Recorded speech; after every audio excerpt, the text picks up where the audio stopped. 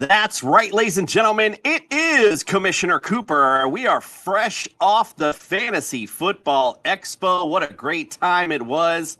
Look out, weekend come, cuz here we come. And it's time for TSS Fantasy.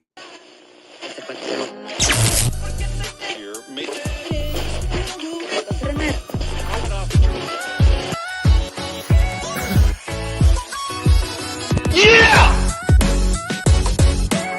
It worked for The Rock, and it's going to work for me.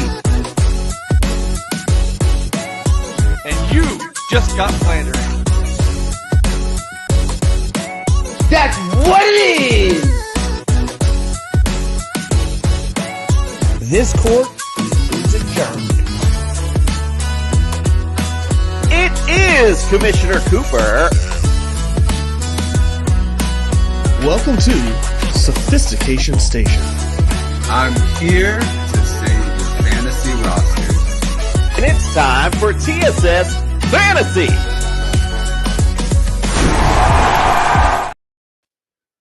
It is time indeed. It feels great to be back. Well, let's welcome into the studio Jesus Herrera. Welcome to the studio, friend.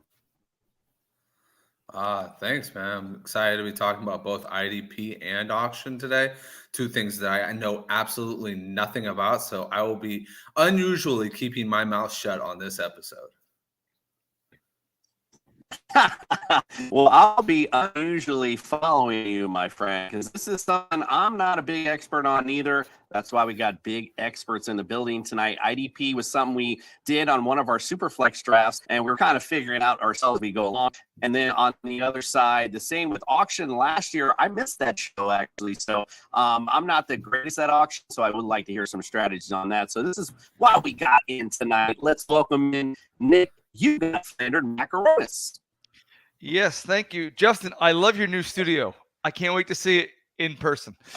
Yeah, and I will be unusually quiet as well because I don't know anything about IDP and auction draft. All I know is to drive the price up to cash the other person out. So that's all I know. So I will be greatly paying attention. All right, apparently my internet is lagging and slacking, apparently, so my apologies for that.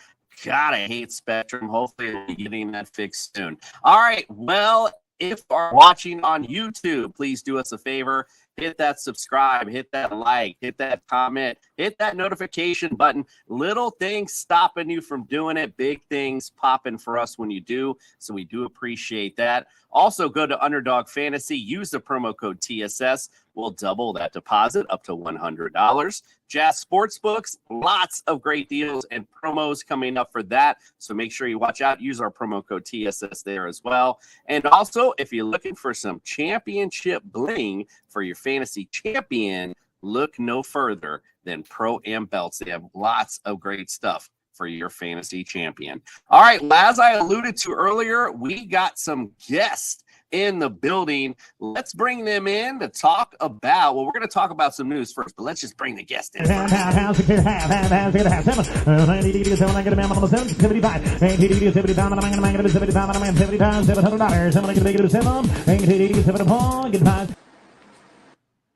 Well, I couldn't find anything for the IDP, so just had to go with the auctioneer thing. My bad.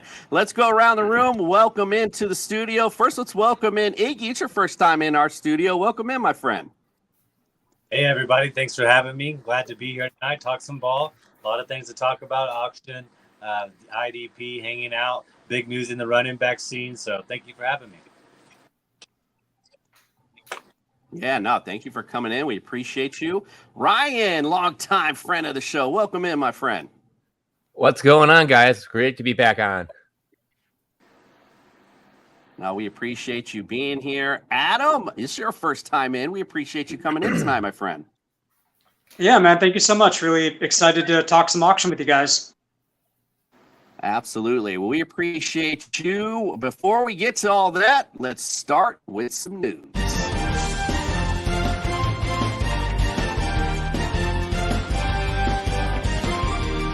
We'll do it live. Fuck it. Do it live. We'll do it live indeed. Let's bring up some of the news that's been going on since we've been out. Dalvin Cook, it happened. I doubted it. I talked a lot of smack about it. It still doesn't make sense to me. He should be with America's team, the Miami Dolphins, but we'll leave that as it was. Dalvin Cook goes to the Jets. Blech. Justin, I'm gonna go to you on thoughts because I'm just gonna talk smack about this. So I'm gonna go to you. You're a resident Jet Dick Rider. Let's go to you. What do you think about this one? Ride that train. Well, I mean, Dalvin did say he wanted to win, so why would he go to Miami? He'd only go there for the luxury of being home. But I mean, if you want to go win a Super Bowl, you go to where there's a quality quarterback at, and that's where New York was. New York Jets all the way. But no, seriously, like I think this deal is fantastic if you're Breece Hall right now, because now you don't have to take on that full workload. Breece Hall managers, on the other hand, they're going, what the fuck? But, think about it this way. If you're in Dynasty, you might have just added a year onto that guy's longevity at this point because, you come back, you have a bad ACL. I mean, we saw with J.K. Dobbins, he had to go get his knee scoped again in season after just a few, bad practices and some snaps. So, the less you can put on this guy, and he's going to be a big part of your offense going forward, it might be better for your dynasty squad. Redraft on the other side, not so much. And maybe these guys will tell us what the auction value is for him going forward. Yeah, might be bigger news for our Breece Hall fans, quite frankly. And this is why we talked about it last year. Do your drafts later, bro. Don't be doing them early because this kind of stuff happens, and, man, things look a lot different. Iggy, I'll go to you on this one. What do you think about this Dalvin Cook situation to the Jets? What are your thoughts on it? I kind of had it going there. I have my Mono y Mono series going, which is the top 40 linebackers and running backs as we kick our way down. Breece Hall has had an appearance. Dalvin Cook has not. So I think, we're at 20 right now. I think he's on his way up. I think he's going to be used. I think they have money to use him. I think he's a great third down running back block for Aaron Rodgers and also to catch. So I think those two things are well. And, yeah, my home league, we have our auction draft Wednesday before the kickoff. I mean, that's the best time to draft. 100%. I can't talk about this story anymore because I'm going to throw up. All right, let's get on. Let's talk about another running back. All right, let's move on to somewhere else. Well, I mean, this is someone that doesn't look like he threw up recently at all. Zeke, I mean, looking nice, plump, and tender, going to the New England Patriots. Supposedly, as I heard, the word on the street was Bill Belichick apparently loves him some Zeke. So it'll be interesting how much that plays into Ramondre Stevenson because I know everybody was high on him. Once again, going back to do your drafts later, a lot of people big on Ramondre Stevenson because he was the only guy there. Zeke may eat into those touchdowns. Who knows? Nick, let's go to you. You're our resident Zeke lover. What do you say about this move? Oh yeah, that's me all day. Okay, I think it's going to be something similar to the Breece Dalvin situation because, like Justin said, with the dynasty aspect, it's going to add a couple years onto Ramondre's shelf life. But however, I'm thinking, just sitting here, I think it's going to be about a 70-30 split between the carries, and that 30% is going to be detrimental to Ramondre's value because it's going to be a lot of short yardage and especially goal line vulture type. So, and again, as well as I know how the Emperor likes to run things up there. If you misstep one time out of line, you're done. We remember a guy named Jonas Gray had 4 touchdowns in one game, and I don't know what the hell he did there after the game, but we never heard from him again. So again, it's gonna drop Ramondre's ADP. It's gonna put maybe a little bit more rise on Zeke, but it's gonna be beneficial more for Zeke than it is for Ramondre in that situation. I like it. Ryan, what do you say about Zeke to Patriots? Give me your thoughts. I like it because, I mean, we look at it, you look at Zeke and his goal line abilities. He was one of the top running backs last season with it. You look at Ramondre, he was at the bottom. So this makes perfect sense for him. Sure, Ramondre is going to drop, but I'd buy the dip on Ramondre still because he's not known for his goal line. He's known for his pass catching. In PPR leagues, I'm still spending high amount of money on him.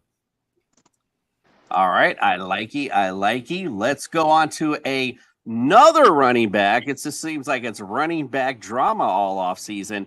Jonathan Taylor now leaving camp, non-related to his injury or whatever. It's non-football related is what I meant to say. Sorry. How scared are you guys of Jonathan Taylor? Justin, going to you. What do you think of this? Are you shying away from this? Because he's dropping third, fourth round. I'll be perfectly honest. I'm just gobbling that up, to be quite frank. I think he's going to play football. Nothing I can do about all this other stuff. I'm just going to believe he's going to play. But what do you say? Yeah, no, I totally agree. I mean, here's the thing. I wasn't huge on him this year anyways because that line has still not really been put back into the place where it was when he had his big year.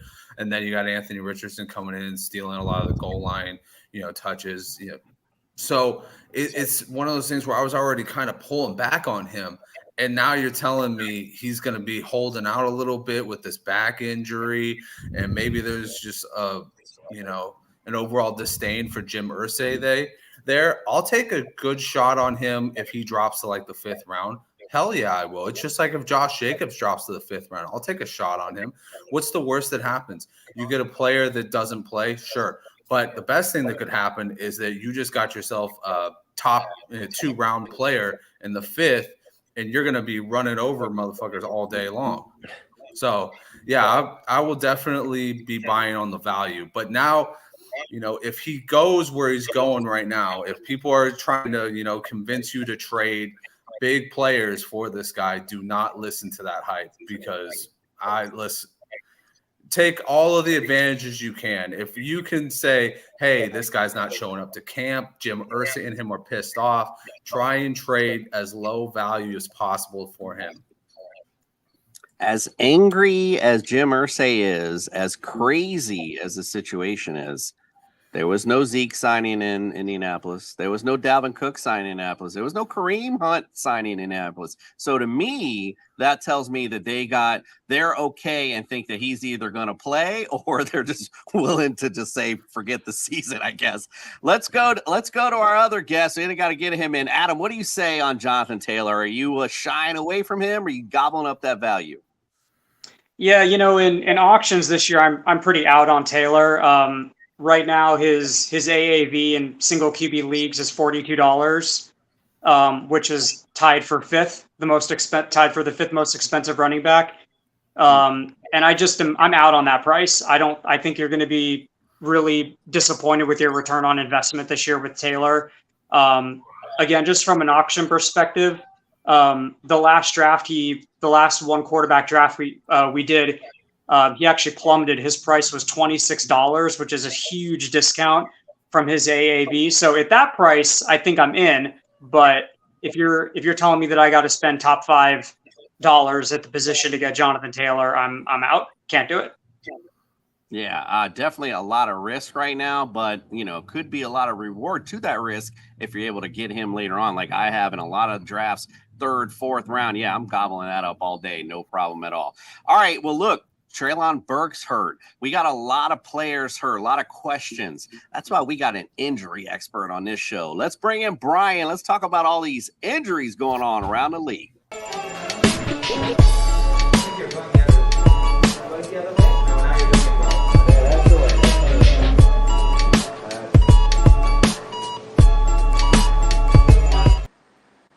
It's Brian Scott, fresh from the Expo. The injured list is in the house. Welcome into the studio, my friend. Hey, guys. Well, welcome back. Nice to see everybody back on the big screen here. It was fun seeing everybody in person. Brian, by the way, killed it at the Expo on his medical panel. We appreciate your efforts there and being at the Expo and doing your thing, my friend. So thank you. My pleasure. Yeah, I'm looking forward to it next year. It was a great time. Absolutely. All right. So as I mentioned, Treylon Burks in the news. We got lots of injuries. Bring it on out. Tell us what you got. So the Treylon Burks situation is a little bit interesting.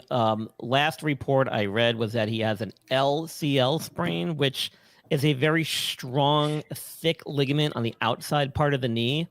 Not very often injured in sports-related type injuries, although it can be, but it usually takes a tremendous amount of force, and it usually has to be a direct blow to the knee that causes stress on that ligament, which is a very awkward type of stress. It has to be basically from the inside of the knee where the hit occurs with the foot planted. So it's really difficult and really rare that ligament alone is injured. So I'm very surprised to hear that. Plus, it takes a tremendous amount of force to injure that ligament. So all that being considered, I'm not very concerned about it. It's probably just a little twinge or a tweak to that ligament. Of course, they're going to get an MRI. And if any kind of thing lights up on that part of the ligament, they're going to be very cautious. But honestly, in my 22 plus year career, I've never seen anybody have to undergo major surgery for that isolated injury to that ligament. And the times that I do see it injured is usually a very traumatic type of injury, not sport related. So I'm not too concerned about it. I think we'll see him back sooner rather than later. They'll probably rest him for the next couple of weeks in preparation for week 1. I don't think it's going to carry over into the regular season. And prior to all that, as we speak now, DeAndre Hopkins is shooting up draft boards because people are very worried. They hear knee, they hear ligament. Oh no, it's worry time. So yeah, but you're saying, hey, you know what? Pump the brakes. Still going to be all right for Treylon. So I'm not. All right, what else? That would be a very rare injury to happen on a football field, and it would take, like I said, a tremendous amount of force to cause any seriously structural injury to that ligament. I mean, that thing is like a rope compared to some of the other ligaments in the knee. It would be really hard to injure that, an isolated injury. So not too concerned. As you mentioned, you don't need to be an injury expert to know you don't really hear that a lot popping up for sure. Correct. That's no doubt. What else you got, my friend? So Kendre Miller, I've got a lot of questions about him over the last week here. He had a knee sprain. It's recently come out that he tweaked his MCL. Now, normally I wouldn't be too concerned, but the fact is that this was the same ligament that he injured back in college in the national championship game, and then ended up having to have surgery to repair that as well as his meniscus. So it sounds like it's not terribly serious. He probably just tweaked it, but I think they're going to be overly cautious with him. So I don't think we're going to see him much throughout the rest of the preseason. He should be ready to go, though, week 1. He should have enough time now. We're kind of getting, though, at that point where we're running out of time. Options are going to be limited, and decisions are going to have to be made about whether guys go on the PUP, whether they go on IR. I don't think this is going to be the case with Kendre Miller. I think he'll be available and ready to go week 1, but we're getting close to that bubble point where if guys start getting hurt as we head further into the preseason, it's going to really factor into the decision about where they end up come start of week 1. So keep an eye on these injuries as we go forward. And it'll certainly play into these preseason games that we're watching. Again, they're doing a lot with these joint practices. I did have a question posed, but we were getting kind of running late. Like, who are the winner and losers of the preseason? Personally, I feel the winners of these joint practices. I don't know why they just don't film those and forget preseason, quite frankly, because right now they're not even running out starters, and we're in week whatever at this point. So, of course, money, absolutely. I don't think you're going to see many starters going forward, to be honest, either, even whether they're healthy or not. So, keep that in mind. Another running back I had a conversation. Go ahead. Oh, I was going to say, I was going to keep moving on because of time. I don't want to kill too much time. Good. Rachaad White, I've gotten a lot of questions about Rachaad White. He apparently had a non-contact knee injury during practice recently. And of course, that's always a scary term when you hear that. Everybody thinks major ligament injury, but he actually was on social media stating that his fans should not worry. He's fine. It's not a huge injury. So I don't think there's anything serious. Even though he did have this injury, it didn't appear to have any serious looking side effects during practice. He came up with a little bit of a limp, was able to walk off the field. So it doesn't sound like anything to me. I would just keep an eye on where he is in practice. We had a lot of preseason here. Another big question I've gotten with Elijah Moore, who's a wide receiver. Sounds like he has some type of rib injury, whether it be a contusion or a sprain or a fracture. The problem with rib injuries is they're usually treated the same. switches you just treat the symptoms. There's really not a whole lot you can do for it. I'm just praying they don't infect his rib like they did to Tyrod Taylor in San Diego a few years ago and cause his lung to collapse. Just treat it with good old nice rest, anti-inflammatories, and he should make a good recovery. Should be ready for week 1. He's going to play. He's going to be sore, but should not cause any further risk if he rests ready. I don't think it's going to be a major issue. You talked about the Jonathan Taylor thing. At this point, I don't actually think his back is factoring into this at all. I think this is purely contractual. His ankle should be ready to go. I'm not too concerned about it. One guy that we didn't talk about at all really throughout the preseason here was the Browns' other wide receiver, Marquise Goodwin. Now, he had been diagnosed with blood clots in his lung and his leg in the offseason, which is crazy scary. And I don't know if he's been practicing or if he's even suited up for anything. They were saying that he might be ready for August 3rd. That date came and went. I haven't seen any updates on him, but I would be shocked if he's actually even ready to go week 1. When you have that type of problem happen, you're usually on blood thinners for at least 3 months, sometimes as much as 6 months. And if you're playing contact football and you're on blood thinners, there's a high risk for intracranial bleeding. So unless he's done with his treatment, I wouldn't expect him to be ready for week 1. So keep a close eye on that situation as it develops. Amon St. Brown, he had an injury apparently to his lower leg, but it sounds like it's nothing serious. They held him out this weekend for preseason game, but he should be resuming practice next week, according to Dan Campbell. So it doesn't sound like it's anything serious. And then the only other one I really could come up with was Cole Beasley. He wasn't suited up, I don't think, for tonight's game with the Giants. He's kind of on the bubble about making the roster. And that brings me to my last point. Roster cuts are different this year. There's no 3 series cuts. It's not from 85 down to 80 down to 59. 3. It's now 1 cut August 29th from whatever they have down to 53-man roster. So the next few weeks are going to be really big as far as trimming the roster down, and you're not going to see like you've seen years past where you have multiple cuts to the roster. So if you've got anybody that you think might be on the bubble on your roster and you think you need to get rid of them, pay close attention. Yeah, I mean, probably shouldn't be on your roster in the first place, quite frankly, right? Yeah, so Brian, we appreciate you. The only thing I was going to say to your point about the non-playing, I had a conversation. Someone asked me if they thought Tua was going to play, and I was like, I hope not. I mean, I don't want to see him play at all. I mean, what for what at this point? There is absolutely no reason to put him out there and risk another concussion into preseason. I mean, there's just no reason to put him out there.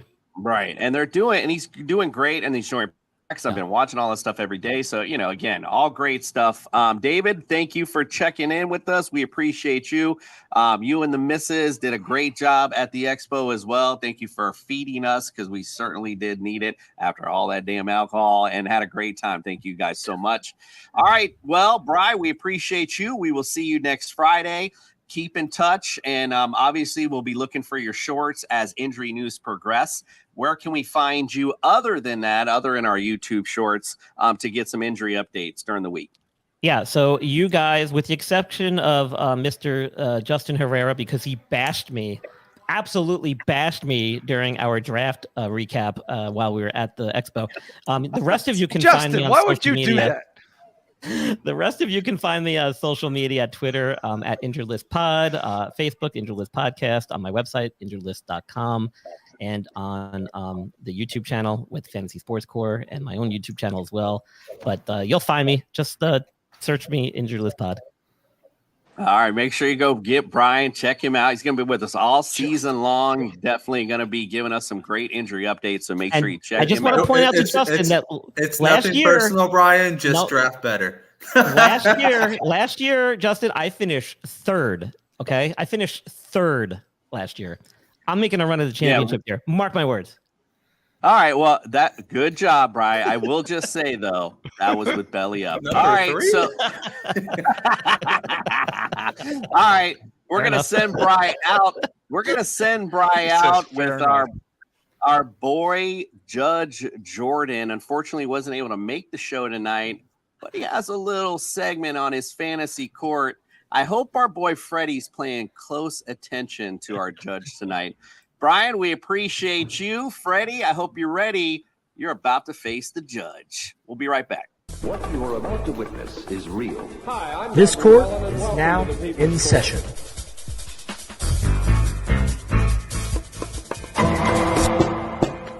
You may be seated.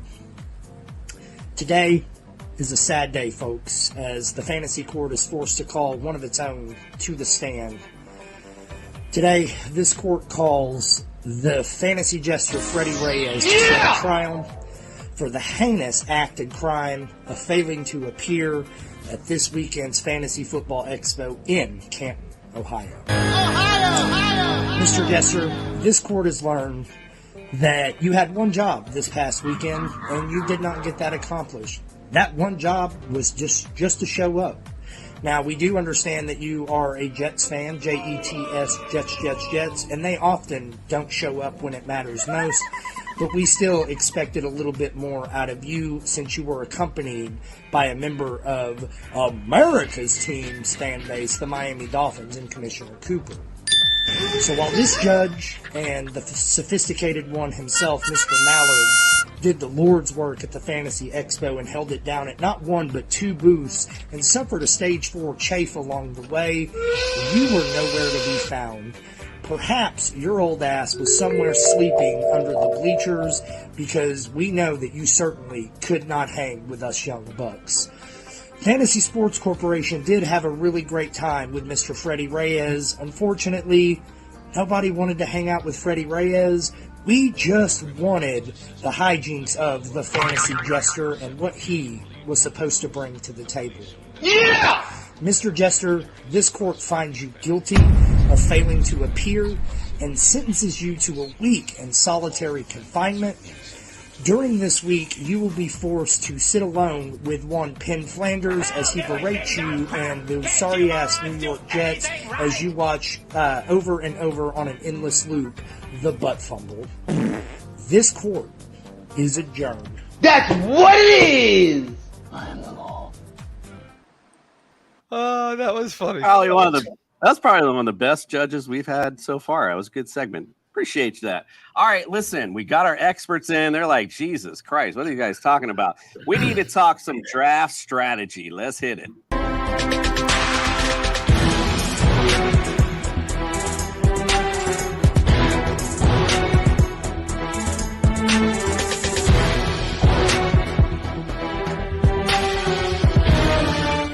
He just sit with me. That was punishment enough.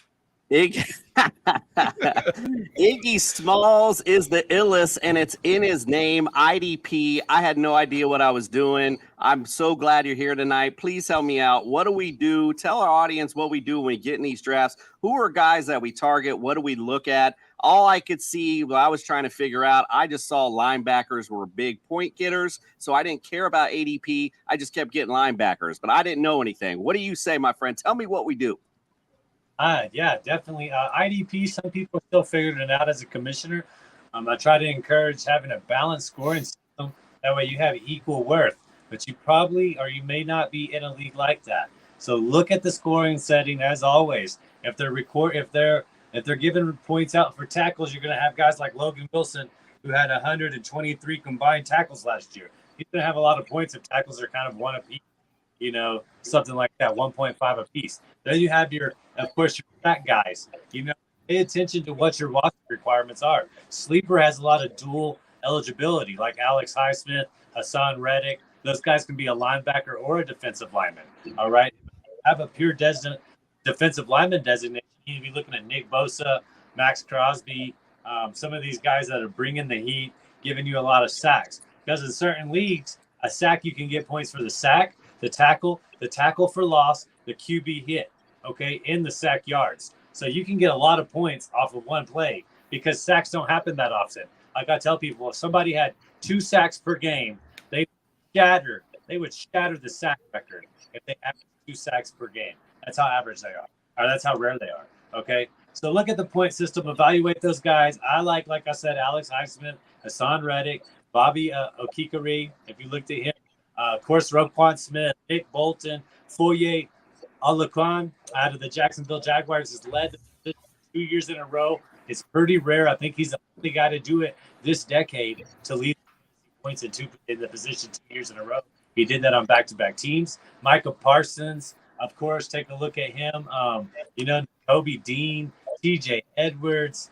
There is a lot of linebackers out there that rack up a lot of tackles. And like I said, just to name off some of the top ones right here, that had the most tackles last year: Nick Bolton, Foye, Jordan Brooks, Roquan Smith, TJ Edwards, Zaire Franklin. Leading sackers: Nick Bosa, Myles Garrett, Hassan Reddick, Chris Jones, Matt Judon, Alex Highsmith, Brian Burns. So there's all kinds of potential there for your sack guys and your tackle guys. Try to have a list ready. This is the TSA draft kit. We put defensive stats on there because I'm an IDP guy, and it just helps. If you're in a minute league, I don't know. These guys are pretty even on their score. Who had more sacks? Who had more tackles? Okay, bada bing. There's our guy. Okay, that's how I go about it. Like I said, fortunate enough to be in the Kings Classic. Dick Butkus draft, the first Classic draft, and take your guy. Because IDP, you don't know what your other opponents are thinking in IDP. You kind of know with offense after you do enough drafts. I still got another round on that guy. IDP, guy might be like, I want this guy so bad.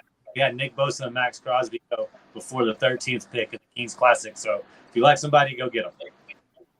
All right. Well, for listen. you. Yeah, go ahead. Yep. I got a question for you. How much stock do you put into rookies? Because obviously rookie linebackers on bad teams tend to get a little bit more, but sometimes rookie defensive ends don't tend to shine. Like even the great Nick Bosa only had 9 sacks his first year. You look at Aiden Hutchinson last year, I think he only had 8. But you know these guys are going to be good later on. So in like a situation where like an IDP dynasty or something like that, are you looking to go out and attack these guys early, knowing that they have something to them, but it's going to take maybe a minute to get there? Or are you looking to go out and grab, the staples, like the Nick Bosas or the Myles Garretts or the stuff like that? Just tell me your process on rookies in general at, lineman, linebacker, and defensive back. Absolutely. Great question. Yeah, I do target them. I do target IDPs. And if you have a taxi squad, sometimes that's good to get somebody to let them develop that taxi squad. If you're in a win down mode, you still want the guys that are going to produce the points. Trevane Walker, perfect example, first overall pick. Some are already trying to label him a bust. He's far from it. He just needs to develop more in that role, develop more in the NFL. So give those guys time. Will Anderson, is he going to be great? We'll see. D'Amico Ryans is a great defensive-minded head coach. He's going to develop him. He's got playmakers around him, so he won't have to do everything. But how many positive game scripts is Houston going to have? That's to be the question. Because that's where sacks come from, passing down situations. So take it with a grain of salt, but you still target them. I think if you can get a Will Anderson like late first round, while people kind of eat up, Bijan, Gibbs, Flowers. If you can kind of get that turn, and you got a guy that's rewarded in a heavy sack league, take it and a chance, because if nothing else, you might get him while he's hot, dish him off for something else you need later. I got one more question for you. Oh, okay. Go ahead. Oh, I'm sorry. My bad. You go ahead. No, you're good. I want to get the auction guys in, and because I have another question for Iggy too. So let's get back. We'll get back to the IDP. Let's get the auction guys involved a little bit, and we'll mix it up just so we can keep the guys fresh and they're not sitting too long. We got 2 auction experts in the house, so so you guys aren't repeating yourself. Maybe pick one strategy that you like in auction, so that maybe you're not repeating someone else. Ryan, I'll go to you first. Give me a good auction strategy that you look for going into drafts, and maybe some targets, that kind of stuff. One strategy I like to do is I kind of like to see how the rest of the table plays. So it's almost like a game of poker. You kind of know who's all in, who's all out, who's a big spender, who's a low spender, who's hoarding the money. I kind of try to study it first, and then, but at the same time, as I'm studying it, I try to get the players I want to get. So, if I want to get that expensive running back, I'll do it. If I want to get that cheap running back, I'll try to, hold back and wait for everyone else to go around. So one of my best strategies I always like to do is I'm always a running back quarter. Everyone in my leagues always calls me a running back quarter because that's the spot that always gets injured. You hoarder. All right, what do you say? Give me your best strategy for auction, and what some targets that you go after in auction. Yeah, kind of piggybacking on what Ryan said, in an auction, don't be afraid to spend early. If there are some guys that are coming out just guns blazing, some guys will blow through, 30-40% of their budget in the first 5 minutes. And at that point, you can just sit back, and there's going to be some just incredible value later on in the auctions. And then again, if folks are on the flip side, if folks are being really timid and they're not spending early, especially the very first, couple picks in the draft, again, the value on some of these guys will just be insane. So you got to kind of pick your moments. It is like a poker game, like Ryan said.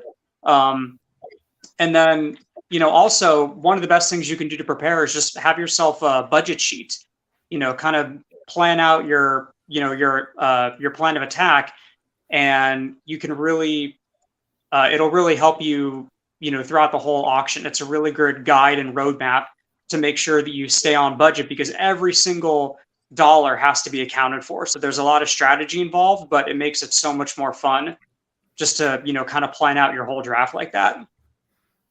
Yeah, I think I'd be one of those guys that blows it in 5. I mean, that's just my always thing. I'm like, oh, I really want that guy, and I start bidding up and get all excited, and then I don't have anything left.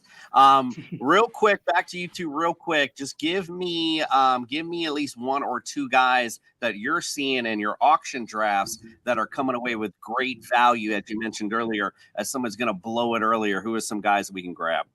We'll go to you first, Adam. Yeah, I mean, as far as like late round guys that I'm like really targeting, I am all over Tyler Higbee this year. He's one of my like favorite late round tight ends.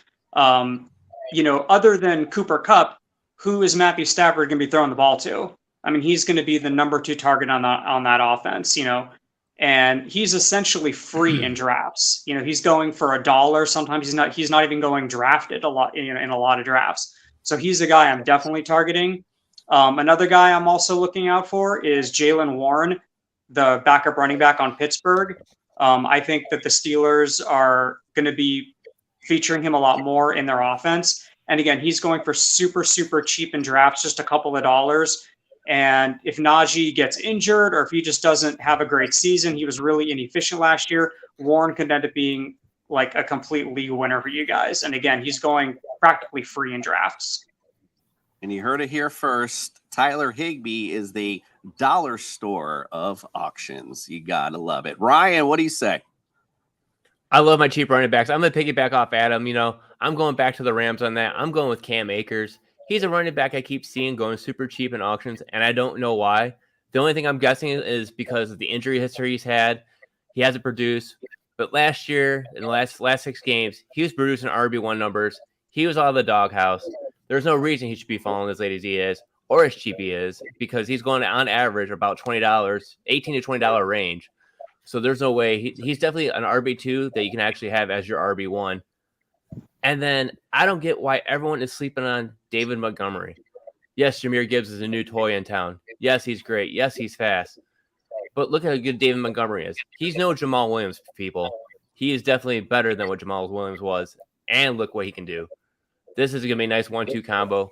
If you miss on Gibbs, don't be afraid to fall back on Montgomery. I like you. All right, Justin, let's go back to Iggy. What question did he have for him? Oh, shit. I've totally forgotten that one. I've moved on to the auction question, to be honest. So I just have one. I have one auction question, and I think Iggy can probably go in on this one too, because I think he's got some auction stuff as well. Do you guys like the 30-second read react auctions, or do you guys like the slow burn, like 12-hour auctions for like a player? Like, what's your favorite one? Everybody can answer this. 30 seconds. I absolutely abhor slow auction drafts. I had an auction draft last year. I kid you not, took 3 months to finish. So I stay away from those if I can help it. Yeah, it was really bad. I kind of like the quick auctions. There's a lot of adrenaline running through the room. Sometimes if folks are really eager to spend, again, you can get some great value. So I try to stay away from the slow drafts. I like the quick drafts myself. Right, we're sweeping it with that one, man. I cannot stand slow drafts because I'm that guy in the slow draft. If I see it and it's like about ready to tick at 0, I hit $1 more. And then just to screw with them, because it's just like, you know what? No, you're not getting it for that cheap. You got another 24 hours waiting for this now.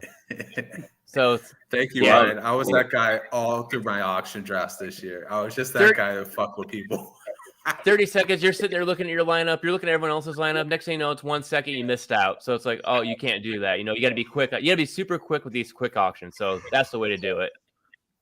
Iggy, I have an actual IDP question, so we'll go to the IDP stuff because this was something that I noticed while we were drafting because I was looking through the Sleeper app and I tap like ADP, for example. Somebody like Sauce Gardner was really high, but you know when I'm doing something that I'm not sure of, I'm like, let me click on and read a little bit, and basically what I was reading was like he is a horrible IDP option because nobody wants to throw to him. So he doesn't get a lot of pass deflections and all that because nobody wants to throw his way. So talk to me a little bit about that ADP versus like, or just, you know, that hype name because he's so good, but yet doesn't come through on IDP because of that situation, not really thrown to or targeted, so to speak. Yeah, he actually led the league in passes defended right there at 20. I don't know if y'all can see that. But he's not going to get passed on that much more. Yeah, your Jair Alexanders, if they don't come up and play in the running game, they're going to be neglected in IDP, okay? It's kind of an inverse reality for that. All right, if you're a good quarterback, think Sherman back in the day, Revis back in the day, those guys aren't just not going to get looks. The quarterbacks are going to look elsewhere. They're probably in their game plan says, hey, don't even think about this one option. Start looking at 2 and 3 quicker. All right. Probably part of the read progression quickly, and it's true. And as a general rule of thumb in IDP, it's cornerbacks and it's defensive tackles. Okay, like those two positions are the least drafted because they have the least opportunities to make statistical plays. Okay, defensive ends, linebackers, safeties. Those are where the action's at for the volume and the statistics in IDP. There you go. Write that down right there. That's what you need right there for your IDP drafts. I love it. All right, we're going to take a quick commercial break. We get back, we're going to break down some wide receiver tiers. We'll be right back.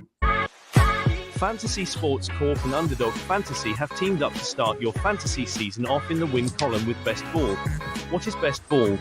It's quite simply the easiest way to win.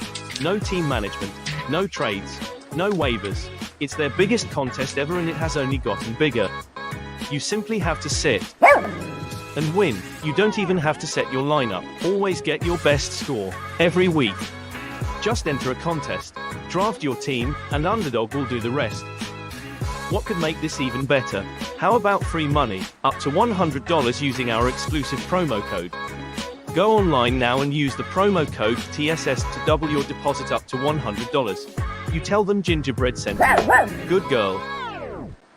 Good girl, Gingerbread. All right, listen, we're going to start with the beginning, and in the beginning, we always have our my guys. Let's bring them out. I refer to the guys that played for me as being my guy. Oh, I think I might have tipped it. My bad. I refer to the guys that played for me as being my guys. I use that as something of great meaning to me.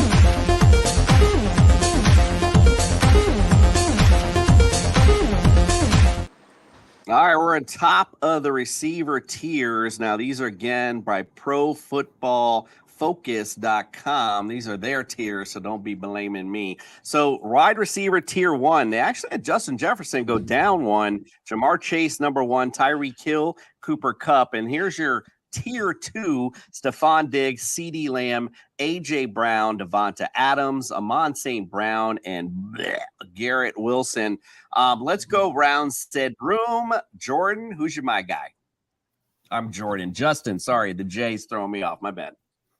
That's funny. I'm going to go with CeeDee Lamb. CeeDee Lamb proved last year that he is a guy in this league, and he's going to be a guy for a long time. He came out as more of a big play threat, and he's kind of evolved his game to be the everywhere guy. I mean, they throw him in the slot, they throw him at the X, they throw him on the perimeter. Wherever he's needed, he's going to be. And, I think that regardless of Brandon Cooks being there, he's going to get his. Last year when they had just Michael Gallup and pretty much nobody else, he was still hyper targeted. And Dak's not going to forget, the guy who was catching 12 passes in the NFC Championship game against the 49ers, even though they lost, he was still out there making plays and doing things against double teams and everything. So this is a guy who is the future, and he's, I think, only 25. So, yeah, he's got a long haul ahead of him. I like you. Nick, what do you say? Well, I didn't choose anybody off of this list, so I am unprepared for. Give me a my guy. Just give me a my guy. The improv skills of Nick Flanders. Yeah, let's see it. Jamar Chase, because he is all world and he is going to dominate your league, and he is Joe Burrow's best friend, and he throws to him 87 times a game, so he is going to get anything on volume, and he is a number one PPR pick, and he is going to lead the league in touchdowns. Nick also with the most accurate stats of any of our panelists tonight. 87 throws a game. That is something I'm buying into all day long. My guy real quick, Amon St. Brown, simply because it's Detroit Lions. Their defense still not all that there. They're going to have to throw to keep into these football games. No, not that Jameson Williams, I felt, was going to play a huge role, but obviously he's having his issues, and Amon St. Brown has been all world last year. And look, the bottom line is I don't even want to say this stat because I saw it and I'm like, I hate bringing this up, but they do right now. The Lions have a very favorable schedule when it comes to receivers, almost equivalent to Jacksonville. So I really, really like Amon St. Brown and this Detroit offense going forward. Iggy, you got my guy for at receiver. It doesn't necessarily need to be in that slate. You got somebody you like. Yeah, I mean, I love Devontae Smith. I find myself grabbing him a lot, but just to keep it within those guys, give me Tyreek. Game plan where trying to get him the ball as much as possible. He has a great coach, a great head coach. I think he's overlooked a lot of times. And Fangio is going to play defense on that side of the ball, so I think they're just going to have more opportunities than they had last year. So I just think Tyreek Hill has a legitimate chance. Iggy needs to come on the show more often when he's talking about America's team, the Miami Dolphins. Ryan, what do you say, my friend? Give me my guy.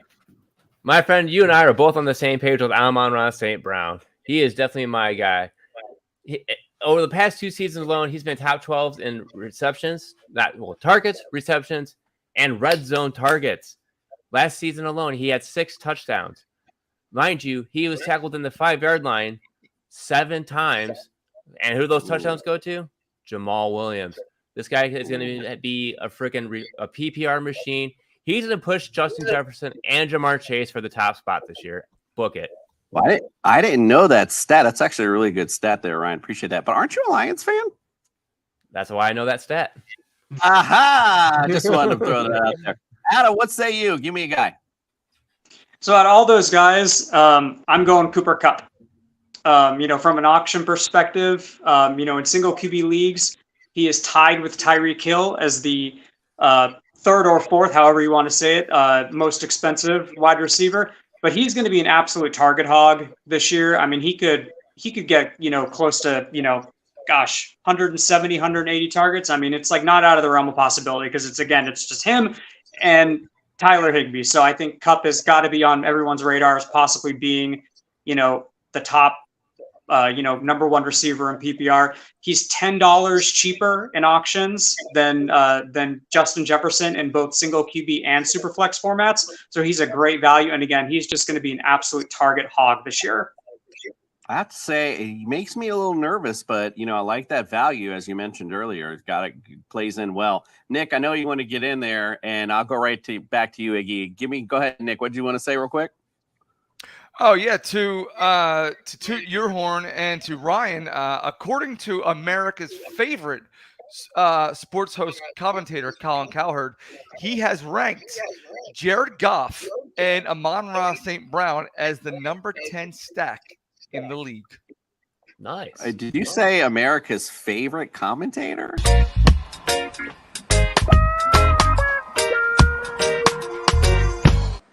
Well, he's And- mine, and I am America. So therefore, We you know, one we and know one he's equals yours. America. We can tell with your crabby self. Iggy, what That's were you going to me. say, my friend? I was just trying to figure out. Adam was got Higbee. He's got Cup. Are you guys in auction with Stafford with the back end pretty cheap? Say that again, Iggy. You broke up a little bit. I said I noticed you said Higbee and now you said Cup. Auctions with Stafford like relatively cheaply. Can you stack them cheaply? Are you think so. targeting Stafford since you have Higbee and Cup rated so high? I mean, is a superflex quarterback? Yeah, absolutely. I'm not touching him as in a one quarterback league, but I think in a superflex league, yeah, he's absolutely a someone you can target as your number 2 for sure. Iggy, you could even go with a I like trisec if that's what you're trying to say.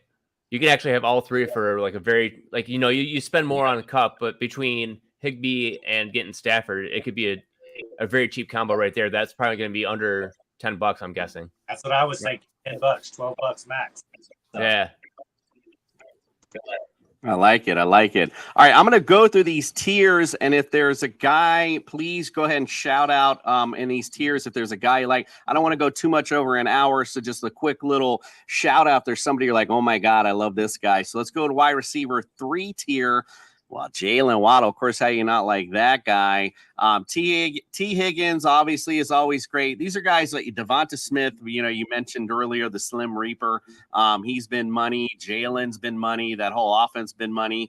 Deebo Samuel's been a bit of a question mark because I've seen, he's been of great value the year prior, and then last year kind of dipped down a little bit. It'll be interesting to see where he falls this year. DK Metcalf, again, with this tier. Then I'll move on to tier 4 with Calvin Ridley, DJ Moore, and we'll go through the whole list. But I mentioned DeAndre Hopkins may be moving up a bit in this tier because of the uncertainty with Treylon Burks. But Doc said there's no worry there. Anyone in this list, you guys, or the list prior? Justin, is there anyone you want to shout out real quick in here?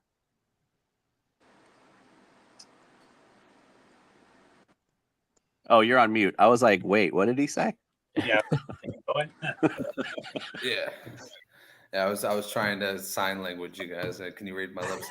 I'm gonna go with Brandon Ayuk and DJ Moore. I think that those guys are gonna bump themselves up into tier 3 this upcoming season.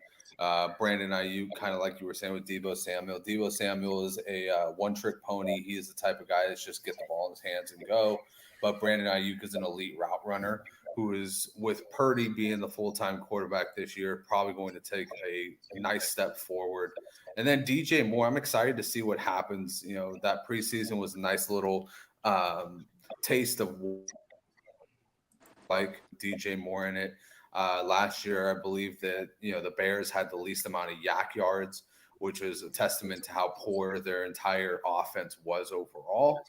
And, now you add a much better player in DJ Moore there, a guy who's never gotten everything right. He's either really good at yards or he's really got a good touchdown season. So I think he pulls everything together and makes Justin Fields look a lot better this year as well.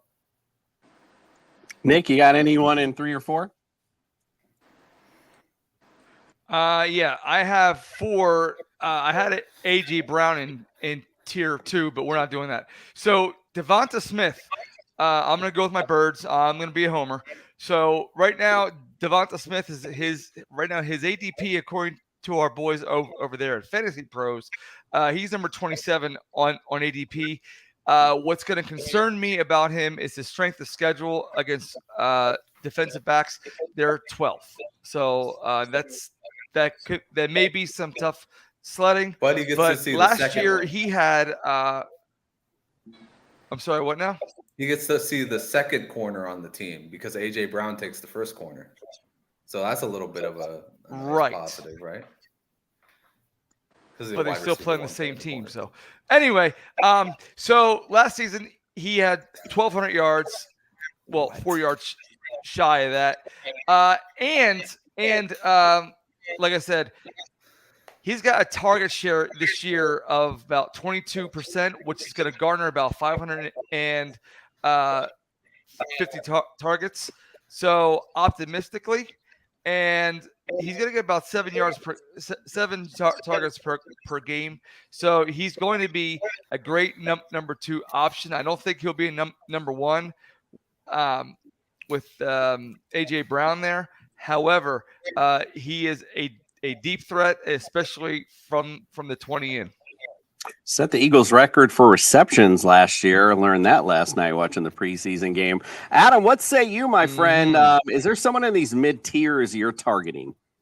Yeah, absolutely. Calvin Ridley, in auctions, in single QB leagues, his AAV right now is $20. And in Superflex, you're looking at $15 for Calvin Ridley. That's borderline wide receiver 3 prices. And he's probably going to be at worst a wide receiver 2 for your team. Trevor Lawrence, he's probably in for a career year. Their offense is going to be great. He's going to have a ton of opportunities. And, for those prices, again, $20 in single QB, $15 in Superflex. I'll take Calvin Ridley for those prices all day. Adam said price is this low. He's insane. Ryan, what do you say, my friend? I'm going with Jerry Jeudy, man. He's a wide receiver 2 that you can buy super freaking cheap. He's under $20 for you. He's at the back end of the wide receiver 2. That's how low he is. And the way this guy finished the last season was on a 5-game stretch. He was averaging 20.2 fantasy points per game. And that was with that Broncos offense that we were super high on, fell flat on their face. Now they're on the up and up. Yes, everyone's saying, it's Cortland Sutton's field. It's look good for him. But I'm going in with Jerry Jeudy at this cost. I like you. Iggy, what say you, my friend?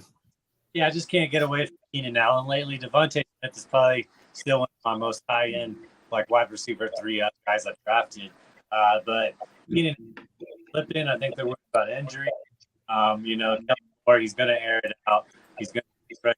And I don't think people are a little bit worried about Johnston, but Johnston's going to cut into Williams' share. I don't think he's going to cut into Allen's share. Allen's still got tread on the tire. I think he's 31, 32. So he's still good to go there. Herbert, broken. You can see it in that Kansas City game. So he just threw it in the ground. Hopefully, that wide receiver better. And from an auction standpoint, I think getting a little under average for a wide receiver budget, whatever it is in your league.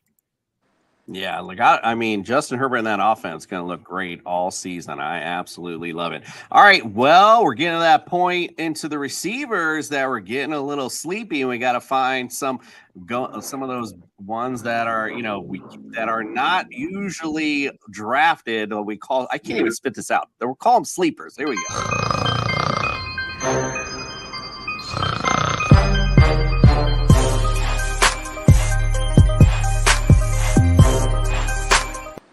That's when that edible is kicking in. All right, there we go. Receiver tier 5.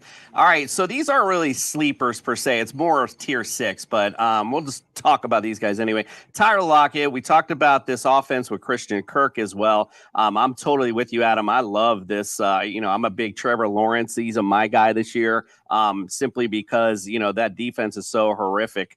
They're going to have to keep throwing the football to keep in games. That's pretty simple. Some other guys in here. George Pickens been interesting. His name's been going around. Jordan Addison, another offense that's going to have to keep throwing the football with the absence of Adam Thielen. Could be that one of that big guy. Here's in the wide receiver 6. This is where we'll really find some sleepers at. Cortland Sutton. I love Elijah Moore. I know he's been kind of going up the ranks a little bit, but I just love him. Also, he's been jaded a little bit this offseason. No, we kind of forgot about him. I think this Browns offense is going to get going a little bit, and I love the spot that he's in. So that's really my sleeper in that mix. But a lot of these guys in here, again, we're betting some long shots on them. Justin, give me your sleeper. I'm going to go with Christian Kirk. Like you said, this offense is really starting to click. And last year, he was actually 5th in red zone targets. They really used him well last year. Had career years all around. with his yards, his targets, and his touchdowns. This is, I mean, everybody kind of thinks Calvin Ridley is going to eat into his targets, and maybe so, but he doesn't take away from his position. He's more or less taken away from Zay Jones than anybody else on this team. You know, Christian Kirk is just that utility guy underneath.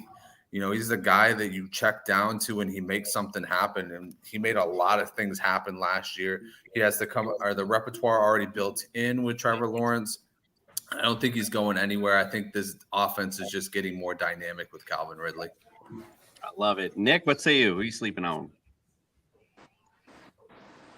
Okay, well, I am sleeping on Mr. George Pickens. So we're going to take I-76 west from Philly over to Pittsburgh. It's a nice 5.5 hour drive. Made it many times because he is becoming the number one target of Kenny Pickett. Not that I'm a fan of Kenny Pickett. However, they're developing a deep connection, and he's going to get the lion's share of the deep targets this year. Last year, he had 800 yards receiving and four touchdowns. I could conceivably see that those numbers could actually double this year because, I mean, he's built like a refrigerator. He's 6'3", 207 odd pounds. The dude's just a man. I mean, that's it. He's just a man, and he can sky the ball, go up one-handed. He is the real deal, folks, and he is going to be the red zone, end zone target for the Pittsburgh Steelers. I told you, folks, watch as those Steelers start to get better. You're going to start to notice Nick change, a little change in Nick. All of a sudden, that Steeler fan. No, you're not. I just recognize talent. It's coming. It's coming. Ryan, what say you? Give me your sleeper. I'm going with Jordan Addison, man. He's not even on that list. I was looking for him. I couldn't find him. That's how far it's tier 5. Yeah. He was tier 5. Was he tier 5? Oh, I wasn't looking good enough then. I'm like, oh man, he's not on here. But Adam Thielen gone now. That passing game is going to explode now with Addison on it. You look at me. You already have Justin Jefferson. There's no more Dalvin Cook. You have Alexander Madison, who I keep falling on because it's just like I just keep pushing myself away from him. I can't get onto him. I think this team's going to be still just as pass happy as ever. I see easily 100 targets, 900 yards, handful of touchdowns easy for this rookie. He could easily be wide receiver 3 for your team. That defense was god awful last year, and guess what they did in the offseason other than Brian Flores? Absolutely nothing. So yes, definitely get ready for a pass happy Minnesota Vikings. Iggy, what say you, my friend? Give me your sleeper.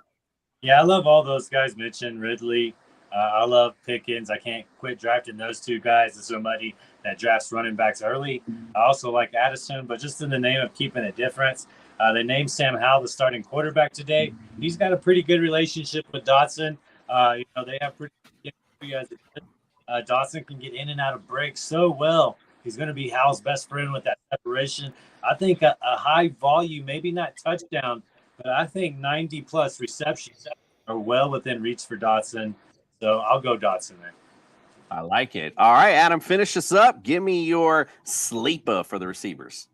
Yeah, I like Dotson as well. He's one of my most undervalued players in auctions this year, but I'll go with another guy as well, and that's Sky Moore on the Chiefs. In single QB leagues and super flex in auctions, his AAV is only $2.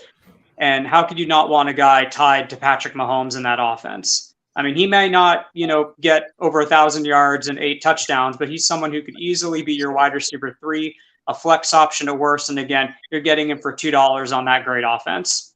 Sky's the limit for Sky Moore. Scott, no pun intended. I love that, Adam. Good one. All right, let's finish things up. Let's go around the room. Iggy, tell us where we can follow, subscribe, get all of your great content going into this season.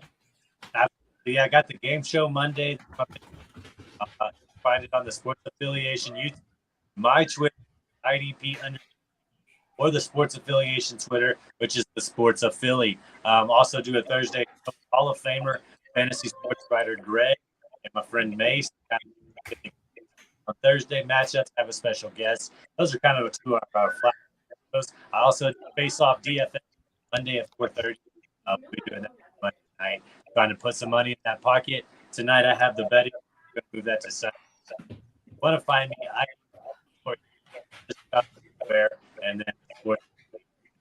Thanks for having me, guys. No, appreciate you being on. Iggy, did I hear you say you got a game show? You got to look at the game show host of the hosty right here, boy. All right, appreciate you, my friend. Make sure you follow, subscribe, get all Iggy's great stuff. Ryan, what say you, my friend? Where can we follow, subscribe, get all your great content? You can follow me on Twitter at RyanMiner_FFB. You can find all my content over at fffaceoff.com. And you can listen to me on or watch me on Thursday nights on YouTube on Beerfield Fantasy Football. Love it. Adam, finish us up. Where can we follow, subscribe, get all your great content? You can follow me on Twitter at Always Auctions, also part of the Face Off Sports Network. And if you want to take a look at all my AAV, you'll find that right on Face Off Sports website under the Fantasy Football Tools. It's a great tool for your auction drafts. Please check it out.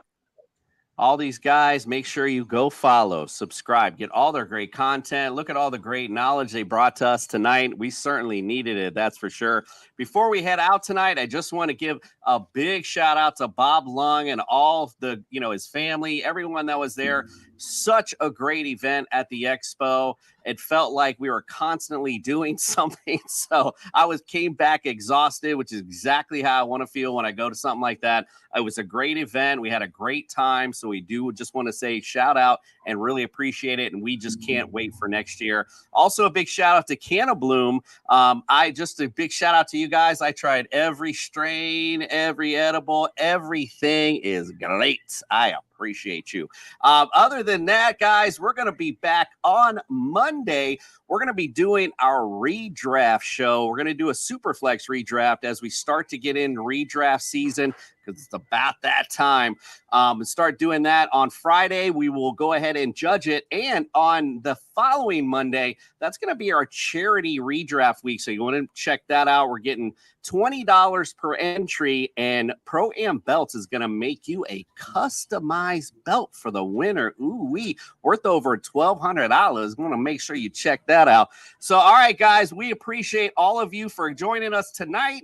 We will see you guys on Monday, and we are out.